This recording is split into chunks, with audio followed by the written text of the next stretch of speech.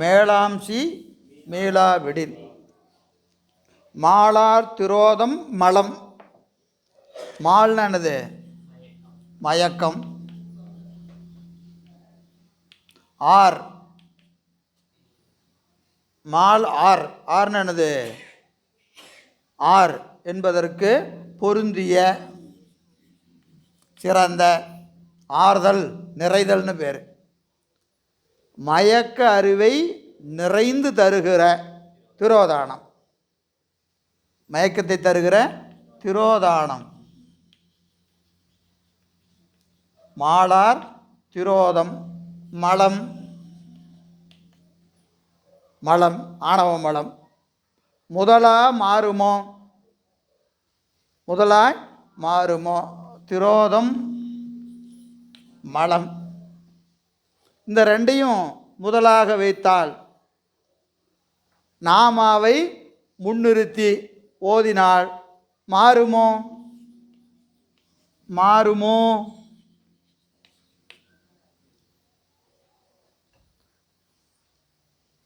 நாமாவை முன்னாடி வச்சு சொன்னால் போதுமா? தீருமா? பாசம் தீராது. கேள்விக்குறி. மாறுமோ அப்படின்னா மாறாது. அப்போ என்ன செய்யணும்? சி மேளா. சி மேளா என்ன செய்யணும்? மீளா விடில்.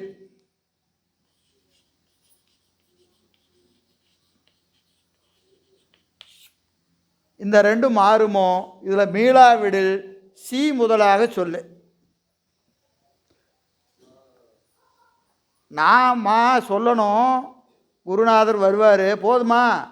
போதாது. என்ன செய்யணும்? சீயை முன்னாடி வச்சு சொல்லு. சரியா? சீயை முன்னாடி வச்சு அஞ்செழுத்தை ஓது.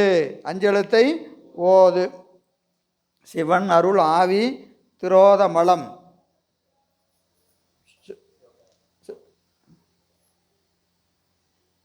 41வது பாட்டு.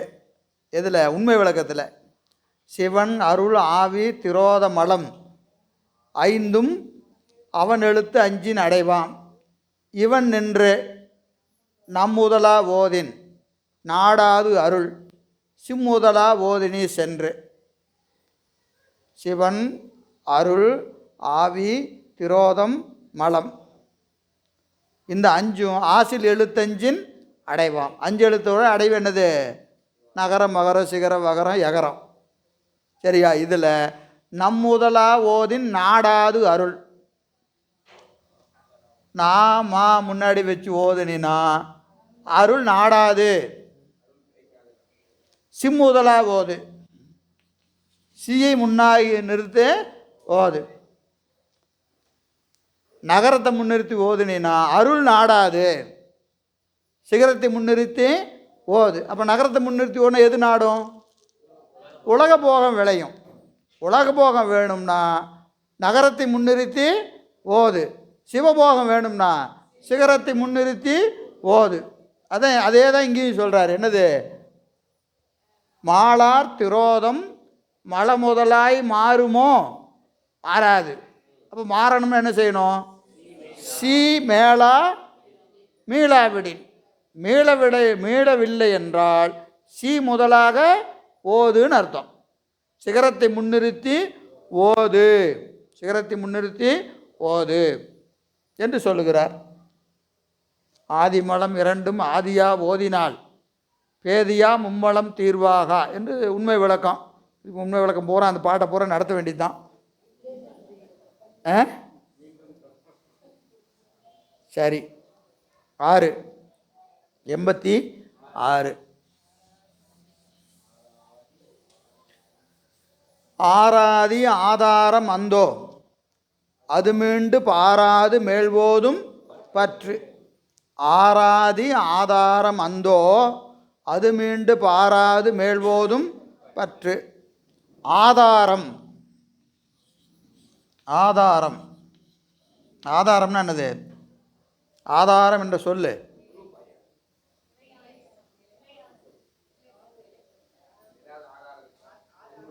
பற்று. பற்றுக்கோடு. ஆதாரம் என்பதற்கு பற்றுக்கோடு. ஒன்று ஒரு செயல் செய்யணுமோ அதுக்கு எது என்ன இருக்கணும்? ஒரு அடிப்படை இருக்குமா இல்லையா? பற்றுக்கோடு, அதான் ஆதாரம்னு பேர்.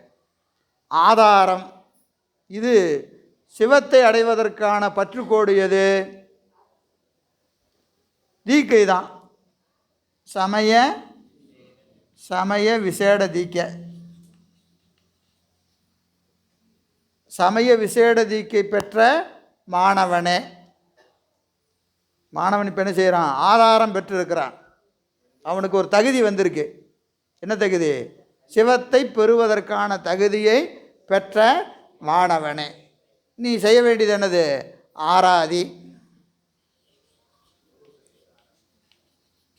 ஆராதி சிவத்தை நீ ஆராதி. பூசி விரும்பு. ஆராதியோ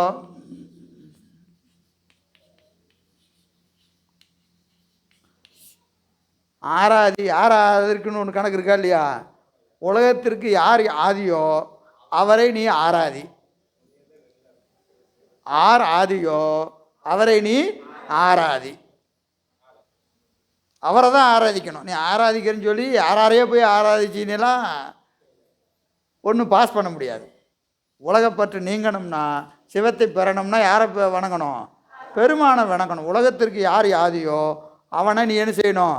ஆராதிக்கணும். அப்படி ஆராதித்தால் அது அந்த வழிபாடு, அந்த வழிபாடு என்ன செய்யும்? மீண்டு பாராது. மீண்டு பாராது. எதை? உலகத்தை மீண்டு பாராது. உலகப்பற்று மீண்டும் வாராது. அப்போ உலகப்பற்று வாராமல் இருக்கணும்னா நீ என்ன செய்யணும்? ஆராதிச்சுக்கிட்டே இருக்கணும். ஆராதியை ஆராதித்து கொண்டே இருந்தால் நீ என்ன செய்ய மாட்ட? மீண்டு பாராது. மீண்டு பாராது. மீண்டு பாராது இருக்கணும்னு சொன்னால், இது சித்தியாரில் ஒரு பாட்டு, பாசிப்படு குட்டத்தில் கல்லினை விட்டு எரியும் போது என்னாகும்? நீங்கும். விடும் பொழுது பறக்கும். ஆசுபடும் மலம் மாயை கண்மங்கள் அறநடியை உணரும் போது அகலும், மீண்டும் அணுகும். பெருமானை நினைச்சா ஆணவம் கண்மம் மாயெல்லாம் நினைக்கிற போது நீங்கும். மறந்துட்டா திருப்பி வந்துடும். இப்போ நமக்கு அப்படி தானே இருக்கிறோம். இப்போ வகுப்பில் இருக்கும்போதே அப்படியே ஒரு ஏகானந்தம்மா, அம்மா அம்மா ஆணவ மலத்தை விட்டுற வேண்டியது தான். ஒரு ஆசை வருதா இல்லையா? அது நடக்குது, நடக்கலை இல்லையா? ஆணவ மலத்தை விடணும், கண்ம மலத்தை விடணும், பெருமான பூசிக்கணையா அப்படின்னு ஒரு விருப்பம் எழுகிறதா இல்லையா? நூல்களின் பயனே அதுதான். நூலை படிக்கிறோம்னா பயன் என்னது? அதன் மீது நமக்கு ஒரு விருப்பம் வரணும், ஒரு காதல் வரணும். காதலின் பயனாக என்ன நிகழும்? ஒரு முயற்சி, அதற்கான ஒரு தவ மிகுதி மெல்ல மெல்ல நடக்கும். அதனால தான் நம்ம மேலே மேலே என்ன செய்கிறோம்? ஞான நூல்களை தொடர்ந்து கேட்டுக்கொண்டே இருக்கணும். கேட்கிற போது நமக்கு என்ன ஆகும்? மாயை கண்மங்களுடைய அந்த சம்பந்தம் நீங்கும். அப்போ என்ன செய்யணும்? மேலே மேலே அடிக்கடி கேட்டுக்கிட்டே இருக்கணும். ஏதாவது திருமுறைகளையும் சாத்திரங்களையும் என்ன செய்யணும்? வாய்ப்பு கிடைக்கிற போதெல்லாம் கேட்டுக்கிட்டே இருக்கணும், கேட்டுக்கொண்டே இருக்கணும். அதனால தான் என்ன செய்யறது? வீட்லையெல்லாம் ஏதாவது ஒரு பென் டிரைவில் போட்டு விட்டு ஒரு திருமுறையோ திருவாசகமோ அல்லது ஒரு சாத்திர வகுப்போ என்ன செய்யணும்? பாட்டுக்கு நீ கேட்குறோம் கேட்கல, அது பாட்டுக்கு ஓடிட்டு இருக்கும். போகும்போது வரும்போதே ஏதோ ரெண்டு செய்தி என்னாகும்? காதில் விழுந்துக்கிட்டே இருக்கும். எதோ பாடுறதுக்கு ஒரு திருமுறை பாடிக்கொண்டே இருந்தால் எப்படி இருக்கும்? அது நமக்கு பெரும் பயனை கொடுக்கும் இல்லையா? அந்த வகையில் இந்த பெருமானை என்ன செய்யணும்? மீள மீள நினைந்து கொண்டே இருக்க வேண்டும். அதான் ஆராதியோ அவனை ஆதாரி. எதற்காக? அது மேல் ஓதும் பற்று அந்தோ. மேல் ஓதும் பற்று அந்தோ. இதற்கு முன்னாடி மேலே ஓதிய பற்று. மேலே ஓதியது என்னது? மேலே ஓதியது நாமாவை முன்னிறுத்தியது. மாவை முன்னிறுத்தி ஓதிய அது என்னாகும்? அதை விட்டு பற்று அந்தோ, பற்று நீங்கும். எப்போ? சீவாவை முன்னிறுத்தி நாமாவை என்ன செய்யணும்? நாமாவை விட்டுட்டு சீவாவை முன்னிறுத்தி ஓதினால் பற்று என்ன ஆகாது, நமக்கு நீங்கும், பற்று நீங்கும் என்று இங்கு சொல்லுகிறார். மீண்டு பாராது, மீண்டு பாராது. இது அந்த திருவருளை நினைந்து வழிபாடு செய்பவர்களுக்கு என்னாகாது, உலகப்பற்று மீண்டு வாராது. நமக்கு இயற்பகை நாயனார் இயற்பகை நாயனார் புராணத்தில் சொல்கிறாரு, கண்ணப்ப நாயனார் புராணத்தில் எல்லாத்துலேயும் சொல்கிறார். இயற்பகை நாயனார் புராணத்தில் சொல்கிறாருங்க, பெருமான் வராரு, காதலும் மனைவியை வேண்டி வந்தனம் சொல்கிறாரா இல்லைங்களா?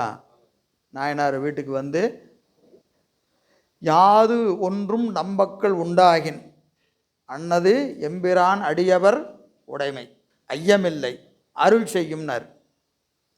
என்ன சொல்கிறாரு? பெருமான் வந்த உடனே இசையலாம் எனில் இயம்பலாம் கேட்குறாரு. என்ன சொல்கிறாரு?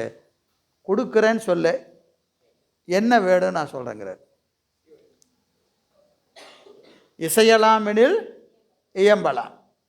இன்னும் இவர் சொன்னார், யாது ஒன்றும் நம்பக்கள் உண்டாகின் அன்னது எம்பிரான் அடியவர் உடைமை ஐயமில்லை அருள் செய்யும்னர். ஏதாவது என்னதுன்னு என் பக்கத்தில் ஏதாவது இருந்தால் அது அடியாருக்கு.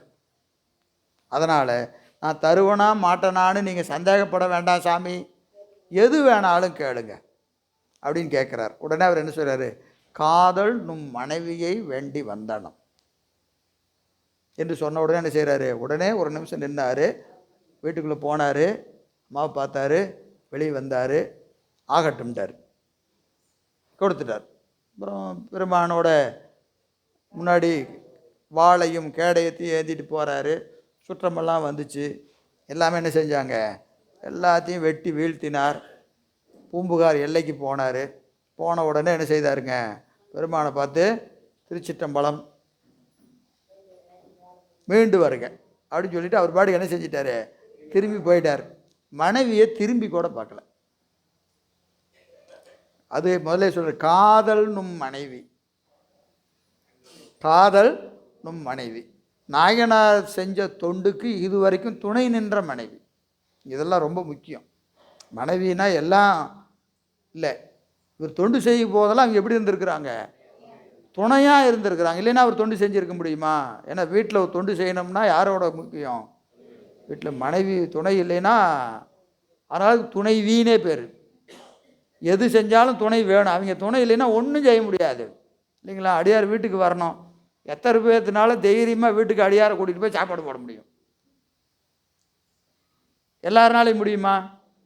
வீட்டம்மா ஒத்துழைச்சாதான் முடியும். வீட்டம்மா ஒத்துழைக்கலைன்னா, ஐயா போகிற வழியில் அப்படியே கடையில் நல்லா அருமையாக ஒரு ஹோட்டல் இருக்குங்க, வெஜ்ஜு ஹோட்டல் சூப்பராக இருக்குங்கய்யா, வாங்க நானே கூட்டிகிட்டு போய் சாப்பாடை வச்சு பஸ் ஏற்றி விட்ற வேண்டியதுதான்.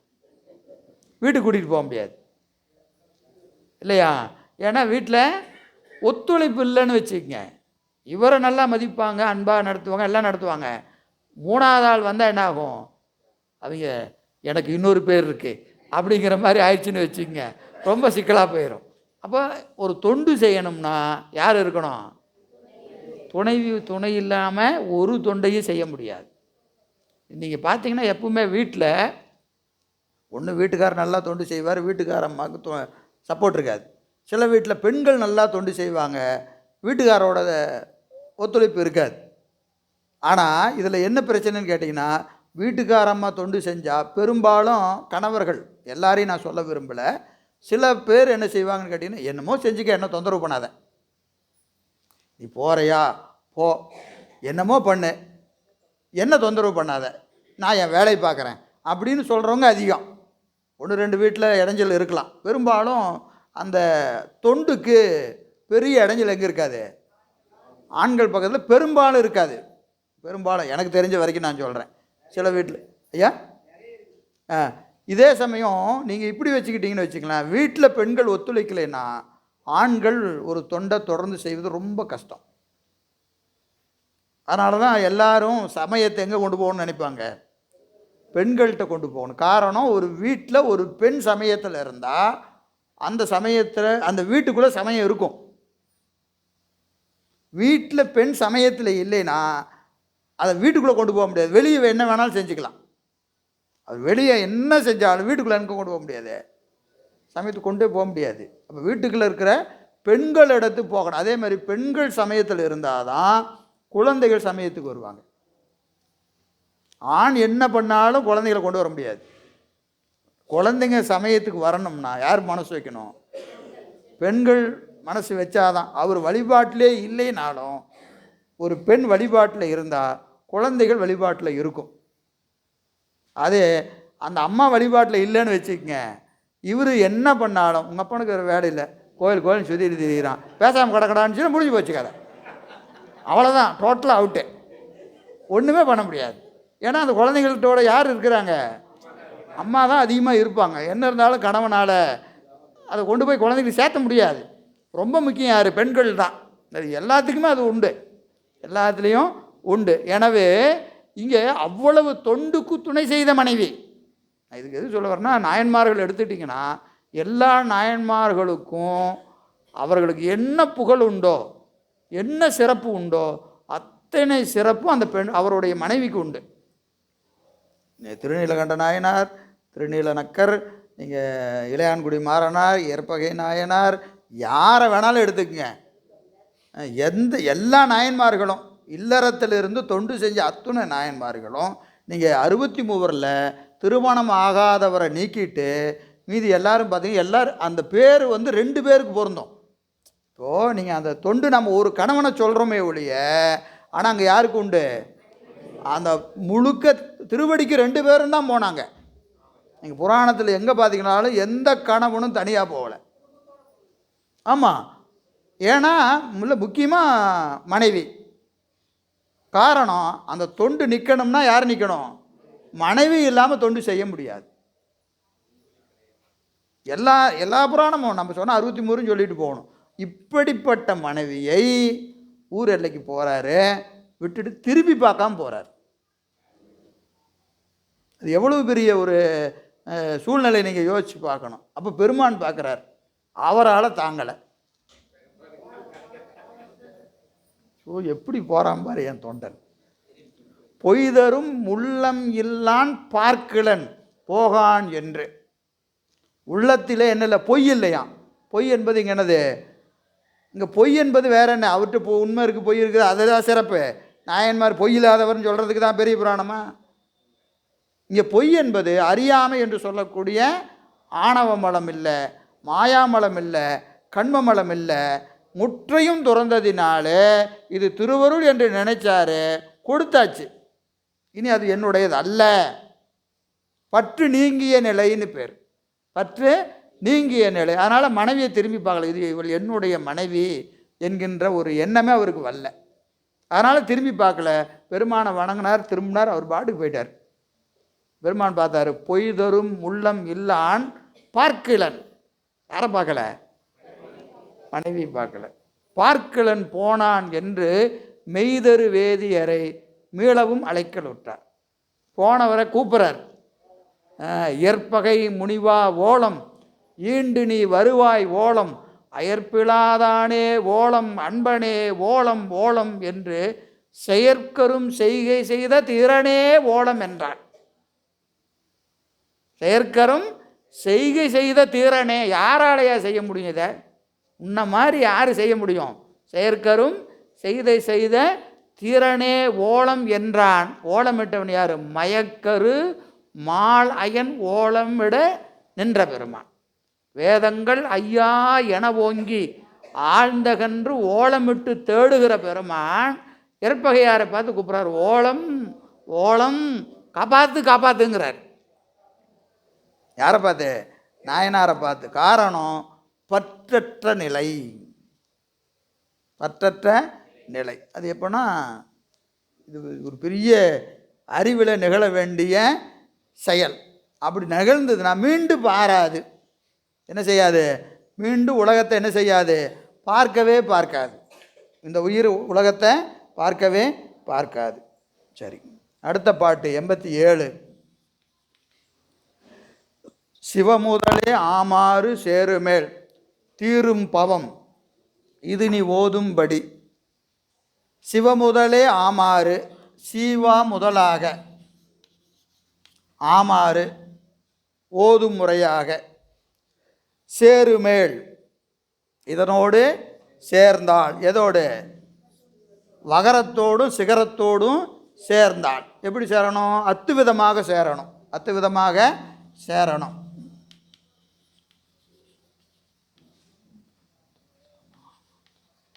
அத்துவிதமாய் சேர்ந்தாள். சிவமுதலே ஆமாறு சேருமேல், அத்துவிதமாக சேர்ந்தாள். பவம் தீரும், பவம் தீரும். சீவாவை முன்னிறுத்தி ஓதினால் பிறவி வாராது, பிறவி வாராது. எனவே ஓதும்படி இது. அப்போ என்ன செய்யணும்? இதுபோல நீ ஓதுவாயாக. எது போல ஓதணும்? சிகாரத்தையும் வகாரத்தையும் முன்னிறுத்தி ஐந்தெழுத்தை நீ ஓதுவாயாக என்று சொல்லுகிறார். அப்போ நமசிவாயத்தை முன்னிறுத்தி ஓதுதல் என்பது முதல் நிலை, முதல் நிலை. ஆனால் அதுலேயே நின்றக்கூடாது. என்ன செய்யணும்? சிவத்தை முன்னிறுத்தியும் வகரத்தை, சிகரத்தையும் வகரத்தையும் முன்னிறுத்தி ஓதணும். அப்படி ஓதுனா பவம் தீரும், பிறவி வாராது. இதை அறிந்து மாணவனே நீ ஓதுவாயாக என்று சொல்லுகிறார். அப்போது சீவா முன்னிறுத்தி ஓதணும். மா யகரமாகிய உயிர் சிகரத்தையும் வகரத்தையும் முன்னிறுத்தி ஓதினால், போன பாட்டில் சொன்னோம் இல்லைங்களா, நாமா நீங்கும், நாமா நீங்கும். அப்போ என்ன ஓதணும்? சிவையன்னு ஓதணும். சிவையன்னு ஓதுனா பிறவி நீங்கும், பிறவி நீங்கும். சரி, அது எப்படி நீங்கும்? அடுத்த பாட்டு சொல்கிறார் பாருங்க. வா சீயை அருளி எவ்வை வாழ்விக்கும் மற்றதுவே ஆசில் உருவமாம் ஆங்கு. எகரமாகிய உயிர் வகரத்தோடு கூடும். வா என்ன செய்யும்? சீயை அருளி. எகரமாகி உயிர் வகரத்தோடு கூடும். வகரம் எதில் கொண்டு போய் சேர்த்தோம்? சிகரத்தில் கொண்டு போய் சேர்த்தோம், சிகரத்தில் கொண்டு போய் சேர்த்தோம். அப்போ அருளோடு கூடினாள், அருளோடு கூடினாள். அருள் என்ன செய்யும்? சிவத்தில் கொண்டு போய் சேர்த்திடும். வகரமாகிய திருவருள் சிகரத்தை அருளும். யாருக்கு? யகரமாகி உயிருக்கு. வா சீயை அருளி எவ்வை வாழ்விக்கும். பூரண பேரின்பத்தை கொடுக்கும். உயிருக்கு பேரின்பம் கிடைக்கணும்னா எதை பிடிக்கணும்? வாவை பிடிச்சிட்டா வா என்ன செய்யும்? சீயை கொட்டி சீட்டை கொண்டு போய் விட்டுரும். திருவருள் எதில் கொண்டு போய் நிறுத்தம்? சிவத்தில் கொண்டு போய் இருத்தி முத்து இன்பத்தை அகரமாக உயிருக்கு கொடுக்கும். வா சீயை அருளி எவ்வை வாழ்விக்கும். வாழ்வித்தல் என்பது என்னது? முத்தி இன்பம் தான் வாழ்க்கை. வாழ்க்கைன்னா என்னது? அந்த பேரின்ப வாழ்வே வாழ்வு. எனவே எவ்வை வாழ்விக்கும். அது மட்டும் இல்லை, இப்போ புத்திக்கு போயாச்சு. எகரமாகி உயிர் வகரத்தை பற்றி வகரத்தின் வழியாக சிகரத்துக்கு போய் முத்து இன்பத்தை நுகர்ந்து கொண்டிருக்கும். அப்படி நுகர்ந்து கொண்டு இருக்கிற இடத்துலையும் திருவருள் வேணும். அந்த இடத்துல என்ன வேணும்? திருவருள் வேண்டும். அது என்ன செய்யும்? மற்ற அதுவே எது? வகரமாகிய திருவருள். வகரமாகிய திருவருள் என்ன செய்யும்? ஆசில் உருவம். ஆசில் உருவம். இப்போ நமக்கு ஒரு உருவம் இருக்குது. இந்த உருவம் என்னது? ஆசு உடைய உருவம். ஆசுனா குற்றம். இப்போ இருக்கிற உடம்ப குற்றமுடைய உடம்ப. ஏன்? பெருமானை காட்டாது, மாயாகாரியம். அதனால் இது எதை காட்டாது? சிவத்தை காட்டாது, சிவத்தை காட்டாது. ஆனால் முத்து நிலையில் இந்த திருவருளே உயிருக்கு என்னவா இருக்கும்? உடம்பாக இருக்கும். திருவருளே என்னவா இருக்கும்? உடம்பாக இருக்கும், அறிவாக இருக்கும், அறிவாக இருக்கும். அப்போ தான் இது என்ன செய்யும்? சிவத்தை நுகர்ந்து கொண்டு இருக்கும். குற்றமற்ற உருவம். குற்றமற்ற உருவமாக எது இருக்கும்? திருவருள்.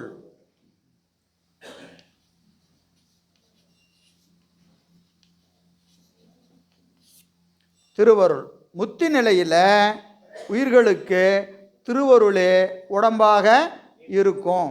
உடம்பாக இருக்கும். இப்போ உடம்பாக இருக்குன்னா எப்படி புரிஞ்சுக்கிறது இல்லையா? அது எப்படின்னு புரிஞ்சுக்கிறது கொஞ்சம் இதாக இருக்கும். அதுக்கு ஒரு உதாரணம் சொன்னால் தெரியும். முதல்ல உயிர்களுக்கான ஒரு அடிப்படை இலக்கணம் என்ன அப்படின்னு கேட்டிங்கன்னா, உயிர்கள் வியஞ்சகமின்றி அறியாது.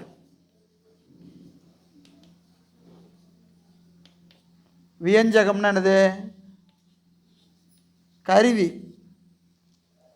ஒன்று அறியணும்னு சொன்னால் உயிருக்கு என்ன வேணும்? கருவி வேணும். கருவி இல்லாமல் உயிர்கள் எதையும் அறியாது. எதையும் அறியாது. எதை அறியணும்னாலும் இதுக்கு என்ன வேணும்? கருவி வேணும். வியஞ்சகம், இங்கிலீஷில் சொன்னால் வயா மீடியா. ஏதாவது ஒரு மீடியா வேணும். இது அறியணும்னா இதுக்கு என்ன வேணும்? ஏதாவது ஒன்று பார்க்கணும்னா இப்போ என்ன வேணும்? கண்ணு வேணும். அந்த கண்ணில் பிரச்சனை இருந்தால் அதுக்கு ஒரு கண்ணாடி வேறு வேணும் இல்லையா? எதுக்கும் எதாக இருந்தாலும் என்ன வேணும்? ஒரு கருவி வேணும். கருவி இல்லாமல் உயிர் எதையும் அறியாது. இப்போ உலகத்தை அறியணும்னு சொன்னால் ஒரு கருவி வேணும். அது என்னது? மாயாகாரியம். இந்த உடம்பு முதலான எல்லாமே இது மாயாகாரியம். இதை வச்சுக்கிட்டு தான் இது உயிர் எதை அறியும்? உலகத்தை அறியும். உலகத்தை அனுபவிக்கணும்னு சொன்னால், உலகத்தை அறியணும்னு சொன்னால் உயிருக்கு என்ன வேணும்? மாயையால் ஆகிய கருவி வேணும். இப்படி மாயான ஆன கருவியை கொண்டு உலகத்தை அறிஞ்சால் இதுக்கு பெத்த நிலைன்னு பேர். இதுக்கு என்ன நிலை? பெத்த நிலை. இப்போ இருக்கிற நிலை. இப்போ நம்மள அப்படி தானே இருக்கிறோம். பெத்த நிலையில் இருக்கிறோம். உலகத்தை அறிகிறோம். எதை கொண்டு அறிகிறோம்? மாயா கருவிகளை கொண்டு அறிந்து கொண்டு இருக்கும். முத்தி நிலை. முத்தி நிலையில் ஆன்மா சிவத்தை அறிந்து கொண்டு இருக்கும். அப்போ அதுக்கு என்ன வேணும்? வயா மீடியா, ஒரு கருவி வேணும். அது என்னது? திருவருள். திருவருள் தான் கருவி ஆன்மாவுக்கு. எதை அறிவதற்கு? சிவத்தை அறிவதற்கு. அப்போ திருவருள் இல்லாமல் ஆன்மா எதை அறியாது? சிவத்தை அறியாது. சிவத்தை அறியாது. இது பாடியத்தில் இந்த இடத்துல ஒரு கேள்வி கேட்குறார். சிவஞான பாடியத்தில் ஒரு கேள்வி கேட்குறார். நல்ல அருமையான கேள்வி. என்ன அப்படின்னு கேட்டிங்கன்னா, கருவிகள்னு சொல்லிட்டீங்க. கருவிகள்னு சொன்னால் கருவியை கையாள்பவன் யார்? கர்த்தா. கர்த்தா. கருவியை கையாளுறவன் யார்? கர்த்தா, ஓனர் இல்லையா? இப்போ என் உடம்பு அப்படின்னா இந்த உடம்புக்கு யார் முதலாளி? நான் தான் முதலாளி. என் உடம்புக்கு நான் தான் முதலாளி. இப்போது எனக்கு கீழ்ப்பட்டது என்னது? என்னுடைய கருவி. கருவி இப்போ என்னுடைய பேனா. இப்போ நான் எழுதணும்னா எனக்கு என்ன வேணும்? ஒரு பேனா வேணும். பேனா என்பது எழுதுவதற்கான ஒரு கருவி. இப்போ பேனா வந்து எனக்கு கீழானதா இல்லையா? எனக்கு நான் எப்போ வேணாலும் எடுக்கலாம், எழுதலாம், வேண்டாம்னா இப்படி வச்சுக்கலாம் இல்லையா? அது எனக்கு கருவி. எழுதுவதற்கான கருவி. பேசுவதற்கான ஒரு கருவி. எது? செல்ஃபோன். வேண்டாம் பேசலாம், வேண்டாம்னா வச்சுக்கலாம். அப்போ என்னுடைய கருவின்னு சொன்னாவே நான் என்ன ஆகிட்டேன்? கர்த்தா. நான் முதலாளி. எனக்கு கீழானதுன்னு ஆகிப்போச்சு. உலகம் கருவிகள் கரணங்கள் எனக்கு கீழானது அப்படின்னு சொல்கிறீங்க. சரி, திருவருள் திருவருள் எனக்கு கருவின்னு சொன்னால் நான் முதலாளியா? இதுவும் ரொம்ப நுட்பமான கேள்வி. இப்போ திருவருள் எனக்கு கருவின்னு சொல்லிட்டா நான் என்ன ஆகிட்டேன்? நான் அதுக்கு கர்த்தா ஆகிட்டேன். திருவருளுக்கு நான் கர்த்தாவா அப்படின்னு கேள்வி கேட்குறார். எதில்? பாடியத்தில் ஒரு கேள்வி கேட்குறாரு. கேள்வி கேட்டு தானே பதில் என்ன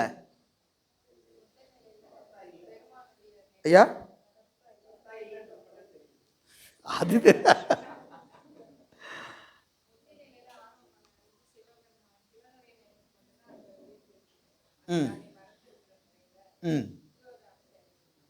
திரோதானம் இல்லை, அங்கே திருவருள் தான். திரோதானத்துக்கு முத்தி நிலையில் வேலையே இல்லை.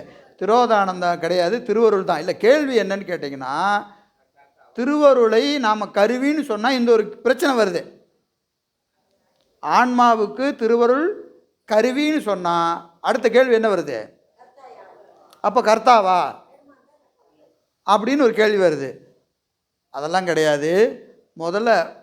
முதல்ல கேட்ட கேள்விக்கே சொல்ல. என்னது? பெத்த நிலையில் மாயா காரியங்கள் உனக்கு கருவியாக வருதா இல்லையா? கருவியாக வருது. அப்போது நீ கர்த்தான்னு சொல்கிறியா இல்லையா? அதே தப்பு. பெத்த நிலையிலையும் கருவிகளுக்கு நீ கர்த்தா கிடையாது. பெத்த நிலையில் நீயே அது உனக்கு கருவி தான், ஆனால் நீ அதுக்கு என்ன கிடையாது? கர்த்தா கிடையாது. ஏன்னா ஆன்மாவுக்கு ஒரு எப்பவுமே ஒரு தன்மை உண்டு.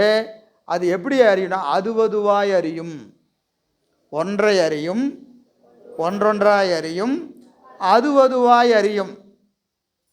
அதுவதுவாய் அறியும்னு சொன்னால் எப்படின்னா அந்த கருவிக்கு இது அடிமையாயிரும். கருவிக்கு நீ என்னது? அடிமை. மாயா காரியத்துக்கே நீ என்னது? அடிமை தான். நீ அதுக்கு முதலாளி கிடையாது. கருவிகளுக்கு நீ முதலாளியே கிடையாது. அதுதான் உனக்கு முதலாளி. கருவிகள் தான் உனக்கு முதலாளியை ஒழிய நீ அதுக்கு முதலாளி இல்லை. ஏன்? மதியானம் தெரியுதா இல்லையா? தெரியுதா இல்லையா? நீ அதுக்கு எஜமானன்னு சொன்னால் அது என்ன செய்யணும்? 96 வரிசையாக வந்து நில்லுங்க அப்படின்னா 96 பேர் வந்து நின்று பாடம் கேட்கணுமா இல்லையா? நீ பாட்டுக்கு கேளியா? நான் பாட்டுக்கு போகிறேன், அவன் பாட்டுக்கு போகிறானா இல்லையா? உன் பேச்ச அவன் கேட்குறானா? கேட்க மாட்டான். ஏன்னா நீ அவனுக்கு முதலாளி கிடையாது. அவன் வந்தா நீ நல்லா கேட்டுட்டு நான் எப்படி கேட்டேன் தெரியுமா அப்படிம்பா. அவன் போயிட்டா கொஞ்சம் அசந்துட்ட நாடு தெரியுது. அப்போ நீ என்னவா இருப்ப? வியஞ்சகத்திற்கு ஆன்மா அடிமைதான். கருவிகளுக்கு ஆன்மா என்னது? அடிமைதான். அது நினைச்சாதான் நீ வேலை செய்வே ஒழிய நீ நினைக்கும் போதெல்லாம் அது வேலை செய்யாது. எப்போ? பெருமான் வினை வழி கருவிகளை அவர் இயக்குவார். நல்வினை இருந்தால் நல்ல நேரத்தில் நல்லா விளங்கும். தீவினை இருந்தால் வேண்டாததெல்லாம் நல்லா விளங்கும். இப்போ ஒன்று விளங்கணும்னாலும் யார் உணர்த்தணும்? பெருமான் உணர்த்தினாதான் இது உணரும். அப்போ உணர்த்தணும்னு முடிவு பண்ணிட்டா எல்லா கதையும் போய் நில்லு, அவன் கேட்டுட்டு இருக்கிறான் பாரு அப்படின்னு கொண்டு வந்து 96 நிறுத்தி நம்மளை தூங்க விடாமல் வச்சு அவனுக்கு புரிகிற மாதிரி சொல்லியா என்ன சொல்லுவார்? அவனுக்கு புரிகிற மாதிரி சொல்லியான்னு சொல்ல வைப்பார். நமக்கு வினை இல்லைன்னு வச்சுக்க புரிகிற மாதிரியும் சொல்ல முடியாது. 96 இருந்தாலும் இங்கே நம்மகிட்ட புரிகிற மாதிரி சொல்ல தெரியணுமா இல்லையா? அது வராது. ஏன் வராது? வினை இல்லை. அதனால் புரிஞ்சாலும் நான் பொறுப்பு இல்லை, புரியலைனாலும் நான் பொறுப்பு இல்லை. உண்மை அதுதான். நான் நகைச்சுவைக்கு சொன்னாலும் உண்மை அதுதான். புரியுதுங்களா? நம்ம ஏதோ சிரிச்சுக்கிறத உண்மை சிரிச்சுக்கலாம். புரிஞ்சுதுன்னு சொன்னாலும் அதுக்கு நான் பொறுப்பு இல்லை, புரியலைனாலும் நான் பொறுப்பு இல்லை. புரியுதுங்களா ஐயா? இது என்னது? சிவசமவாதியாக கொண்டு போய் நிறுத்திக்க வேண்டியது தான். எங்கள் மேலே ரொம்ப கருணை வச்சுருந்தீங்கன்னா தயவு செஞ்சு ஆளை விட்டுருங்க.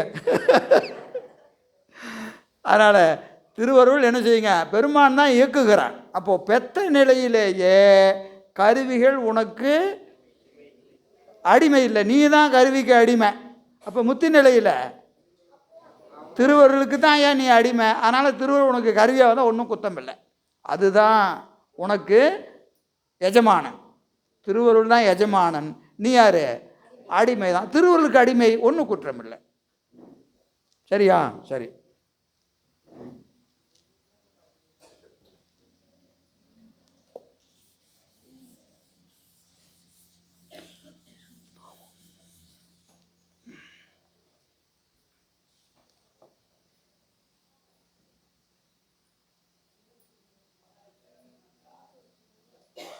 ஆசில் நாவா நாப்ப நடையாது வாசி இடை நிற்கை வழக்கு.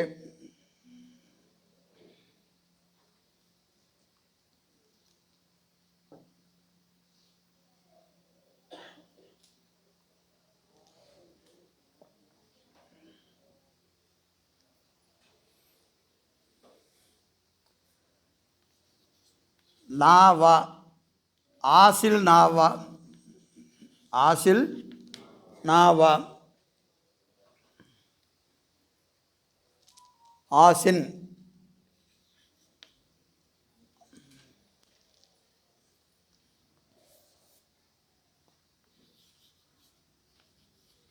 ஆசின் நான் வா ஆசுன்னா என்னது? ஆணவ மலம்.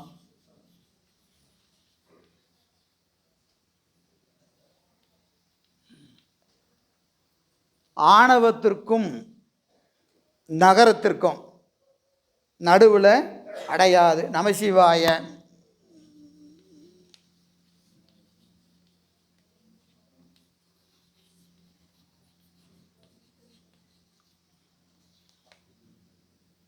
சிவாய நம. யகரமாகி உயிர் நகரத்துக்கும் வகரத்துக்கும் நடுவில் நிற்குதா இல்லையா? நாப்பன்னா நடுவில். நாப்பன் என்பது நடுவில். யகரமாகி உயிர் ஆணவமலை இருப்பின் காரணமாக, ஆசியின் குற்றத்தின் காரணமாக எதற்கு நடுவில் நிற்குது? வகாரத்திற்கும் நகாரத்திற்கும் நடுவில் நிற்குது. இப்படி நின்றுதுன்னா என்ன இருக்குது? ஆணவமலை இருக்குதுன்னு அர்த்தம். ஆணவமலம் இருக்குது. யகரத்திற்கும் நகரத்திற்கும். நாமா இங்கே வா நடுவில் இருக்கா இல்லையா? யா எதுக்கு நடுவில் இருக்கு? வகரத்திற்கும் நகரத்திற்கும் நடுவில் நிற்குது. காரணம் என்னது? ஆசு. ஆணவமலத்தினாலே யகரமாகி உயிர் வகாரத்திற்கும் நகாரத்திற்கும் நடுவில் நிற்கின்றது.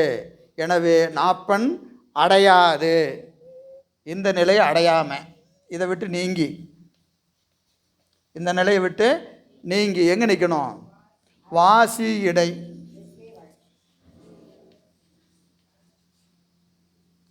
வாசி இடை நிற்கை வழக்கு.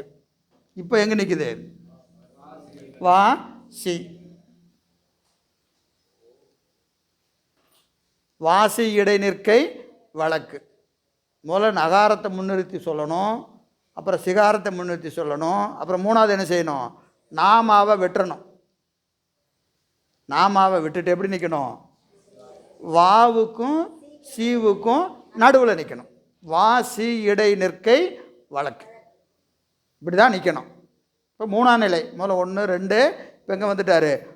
அருளினால் வாசி இடை நிற்கை வழக்கு. திருவருள்னால் என்ன செய்யணும்? பக்குவம் அடைந்து குருவனுடைய உபதேசத்தினால் எங்கே நிற்கணும்? இப்படி நிற்கணும் என்று சொல்லுகிறார். தான் நமக்கு திருவாசகத்தில் உடையாள் உந்தன் நடுவிருக்கும் உடையாள் நடுவில் நீயிருத்தி அடியேன் நடுவில் இருவீரும் இருப்பதானால். நான் நடுவில் இருக்கணும். என் 2 பக்கம் யார் இருக்கணும்? அம்மாவும் நீ நிற்கணும். அடியே நடுவில் இருவீரும் உடையாள் உந்தன் நடுவிருத்தி அடியே நடுவில் இருக்கும் அருளை புரியாய். இப்போ நான் எதுக்கு நடுவில் நிற்கணும்? திருவருளுக்கு நடுவில் நிற்கணும், சிவத்துக்கு நடுவில் நிற்கணும். இதை நான் எப்படி தெரிஞ்சுக்கிறது? அடியார் நடுவில் இருக்கும் அருளை புரியாய். அடியார் நடுவில் இருந்தோம்னா சிவத்துக்கும் சக்திக்கு நடுவில் இருக்கிறதா பொருள். ஏன்னா அது முத்தி இன்பம். அறிவு உலகத்தை நோக்கி போகாது. எப்பெல்லாம் அடியாருக்குள்ளே இருக்கிறோமோ அப்போல்லாம் எதுக்குள்ளே இருக்கும் அறிவு? ஒன்று சிவத்தில் இருக்கும், இல்லைன்னா அருளில் இருக்கும். இதை தாண்டி உலகத்தை நோக்கி அறிவு போகாது. அப்போ நான் சிவத்துக்கும் அருளுக்கும் நடுவில் நிற்கிறது உண்மைன்னா அதை எப்படி தெரிஞ்சுக்கலாம்? அடியார் நடுவில் இருக்கிற வரைக்கும். எப்பெல்லாம் அடியார் நடுவில் நம்ம இருக்கிறோமோ அப்போது வாசி இடை நிற்போம். வாசி இடை நிற்கை வழக்கு. இதை நான் போன வகுப்பில் சொன்னேன். ஒன்று நெட்டை கூடி நிற்கணும், இல்லைன்னா நூலை சிந்திக்கணும். நூலை சிந்தித்திங்கன்னா வகரத்தில் நிற்கிறோம், நெட்டை கூடினா சிகரத்தில் நிற்கிறோம். ஞானிகள் இந்த 2 விட்டு கீழே வர மாட்டாங்க. குறைஞ்சபட்சம் என்ன செய்யலாம்? குறைஞ்சபட்சம் நூல் படிக்கிறது. நூல் படிக்கிறது தான் குறைஞ்சபட்சம் நெட்டை. புரியுதுங்களா? அப்போ என்ன செய்யணும்? முதல்ல நூலை தொடர்ந்து படிக்கணும். திருமுறைகளையும் சாத்திரங்களையும் தொடர்ந்து சிந்திக்கணும். சிந்தித்தால் தான் நமக்கு அறிவு எங்கே வெளியே போகாமல் அப்படியே திருவருள்ளையே வைத்திருக்கும். அது 8ஆம் நூற்பா சிவஞான போதத்தில் சகலர்களுக்கு பெருமான் செய்த மிகப்பெரிய உபகாரம் எது? ஞான நூல் என்று காட்டுகிறார். ஞான நூல் நமக்கு பெரிய உபகாரம். காரணம், குருநாதன் தீக்கை கொடுத்துட்டாரு, 5 எழுத்தை கொடுத்துட்டாரு. அடுத்து அதையே நாம் என்ன செய்ய முடியாது, பூசையே 24 மணி நேரம் பண்ண முடியுமா? இல்லை குருநாதர் பக்கத்துலேயே உட்காந்துருக்க முடியுமா? அப்போ சகலருக்கு என்ன செய்கிறாரு, இந்த 2க்கும் போக கூடவே என்ன செய்கிறாரு, ஞான நூல் கொடுக்குறாரு. காரணம் அதை ஞான நூலில் நின்னம்னாவே அருளில் நிற்கிறதா அர்த்தம். அதான் கேட்டலுடன் சிந்தித்தல் தெளிதல் நெட்டை கிளத்தல் என 2 கிழக்கில் ஞானம். ஞான நூல்தனை ஓதல் ஓதுவித்தல் நற்பொருளை கேட்பித்தல் தான் கேட்டல் ஈனமிழா பொருளதனை சிந்தித்தல் இவை 5 இறைவனடி அடைவிக்கும் எழில் ஞான பூசைன்றார். பெருமான கேட்ட அவன் புகழை கேட்கறது, சிந்திக்கிறது, தெளிகிறது, இதெல்லாம் என்னது பூசைன்னு சொல்கிறார். இப்போது நமக்கு வாசி இடை நிற்கை வழக்கு 10வது பாட்டு. எல்லா வகையும் இயம்பும் இவனகன்று நில்லா வகையை நினைந்து. எல்லா நூல்களும் என்ன செய்யும், எல்லா வகையும் இயம்பும், எல்லா வகையும் இயம்பும். அதாவது படிமுறையில் ஆன்மா இறைவனை நோக்கி இவன் அகன்று நில்லா வகையை நினைந்து, இவன் அகன்று நில்லா வகையை நினைந்து இவன் திருவருளோடு கூடி நிற்க வேண்டிய நிலையை அறிந்து எல்லா வகையும் இயம்பும். எல்லா வகை என்னது, நம சிவாய சிவாய நம சிவய சிவ சி சீவ சி. இப்போது தூல பஞ்சாக்கரம், சூக்கும பஞ்சாக்கரம், காரண பஞ்சாக்கரம், அதிசூக்கும காரண பஞ்சாக்கரம் என்று இந்த படிமுறையில் ஆன்மாக்களின் பக்குவத்திற்கேற்ப திருவடியை கூடக்கூடிய நிலையை நூல்கள் எப்படி சொல்லும், அந்தந்த ஆன்மாவின் பக்குவத்திற்கேற்ப படிமுறையில் ஒவ்வொன்றா சொல்லி கொண்டு வரும். இவையெல்லாம் திருவருளோடு ஆன்மா கூடுவதற்கான உபாயம். இவன் அகன்று நில்லா வகையை நினைந்து எல்லா வகையும் இயம்பும். என்னது, தூள பஞ்சாக்கரம், சூக்கும் பஞ்சாக்கரம், அதிசூக்கும் பஞ்சாக்கரம், காரண பஞ்சாக்கரம், அதிசூக்கும காரண பஞ்சாக்கரம் என்று 5 எழுத்தை பல வகையாக நூல்கள் இயம்பும். எதற்கேற்ப, ஆன்மாக்களின் பக்குவத்திற்கேற்ப. ஒவ்வொரு நூலும் ஒவ்வொன்று சிறப்பாக பேசும். எல்லாத்துக்கும் என்னது, திருவருளை சென்று ஆன்மா முத்தி இன்பத்திலே திளைத்திருப்பதற்காக சொல்லப்பட்டவையே என்று சொல்லி இந்த அதிகரணத்தை நிறைவு செய்யலாம். திருச்சிற்றம்பலம்.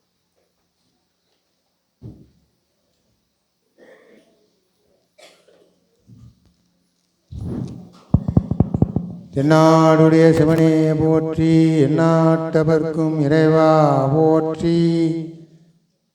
அடுத்த மாதம் 11ஆம் தேதி வருது. பொங்கலுக்கு ஒரு 3 நாளைக்கு முன்னாடி வகுப்பு வச்சிடலாங்களா?